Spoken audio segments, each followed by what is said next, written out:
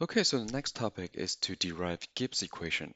Gibbs equation is very useful. This is the equation that helps us to find delta S, the change of entropy. In other words, the direction of a process. Okay, so now let's start. First of all, we have a piston cylinder assembly, which is a closed system.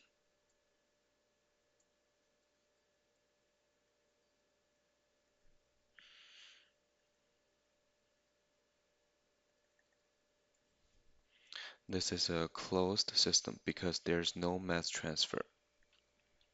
We start from first law of thermodynamics. Because this is a closed system, so the first law we use should be the short version. It's Q minus W equal to delta E. And again, delta E has three components. They are delta KE, delta PE, and delta U.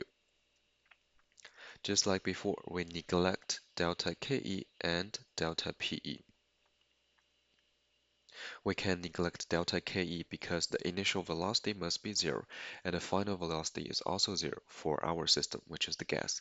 So there's no change in kinetic energy. And then the change of potential energy is very, very small, so we can neglect it too. So what is left is Q minus W equal to delta U. And now what we do is to take the derivative of both left-hand side and the right-hand side. So this becomes derivative Q minus W, and right-hand side becomes derivative capital U. Okay, so now we expand left-hand side. It becomes derivative Q minus derivative W, and right-hand side is still derivative capital U. And now let's recall D is only reserved for properties. If it is not a property, we do not use D, but change D to delta. So for example, Q. Q is heat transfer. Heat transfer is not a property, so we do not use D, but change it to delta.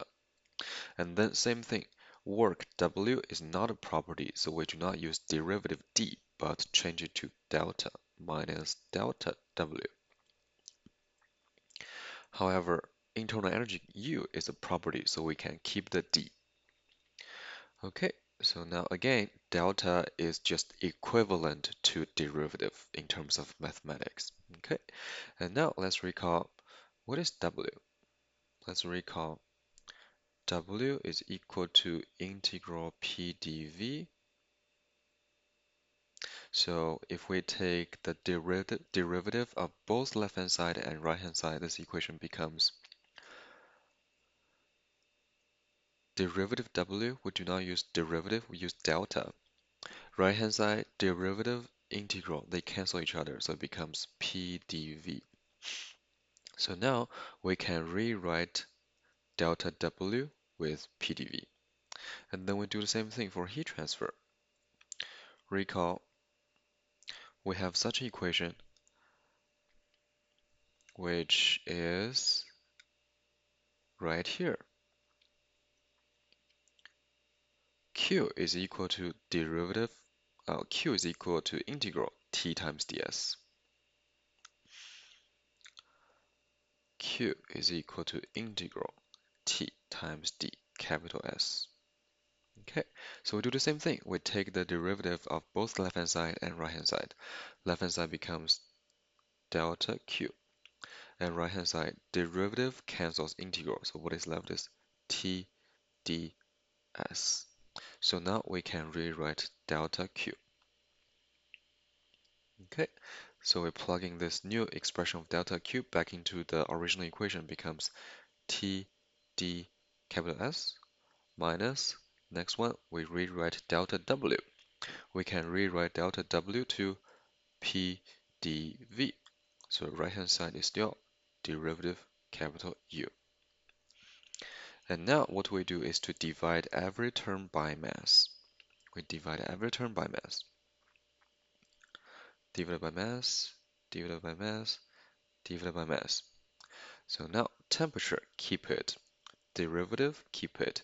Capital S over M, that is called specific entropy with lowercase s. minus P, pressure, keep it, derivative, keep it, and volume over mass is called specific volume, nu.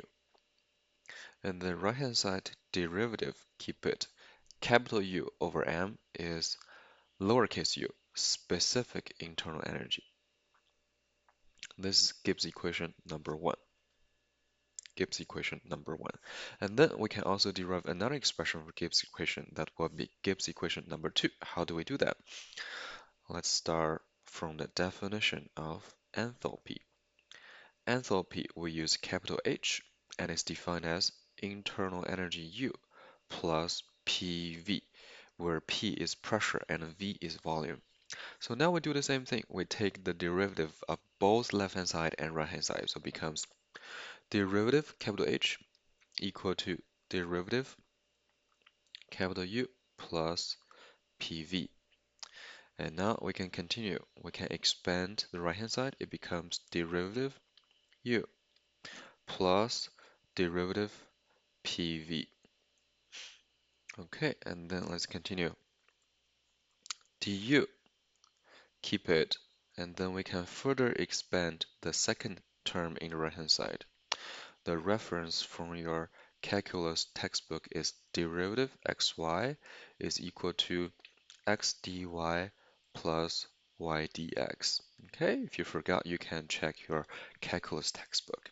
So now we can expand derivative PV. It becomes P dV plus V dP. Okay, so now this is my left-hand side dH, and this is my right-hand side. And from here, I will rewrite this equation. I move d capital U alone to the left-hand side, and everything else to the other side. So it becomes derivative capital H minus P dV minus V dP. And now what we do is the same. We divide every term by mass. Divide every term by mass. Okay, so left-hand side becomes derivative lowercase u. And right-hand side, first term becomes derivative lowercase h minus pressure times d nu. Volume over mass is nu. Minus nu times dP. Okay, and now let's recall we do have Gibbs equation number one, which is right here. This is called Gibbs equation number one. And this equation is du equal to TdS minus PD nu. So what we can do is to rewrite this du. We're plugging this du back into the left-hand side. And then what will we get? Left-hand side will become TdS minus PD nu. And right-hand side will still be dH minus PD nu minus nu dP. And now what do you notice? Minus PD nu minus PD nu. They cancel each other.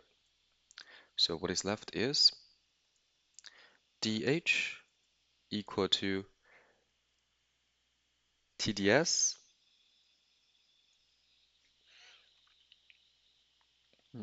Okay, let's write it this way. TdS is equal to dH minus nu dP. This is called Gibbs equation number two.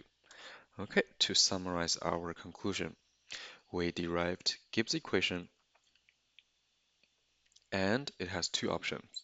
Option number one, TdS equal to du plus PD nu. Okay, and then option number two, TdS equal to dH minus nu dP.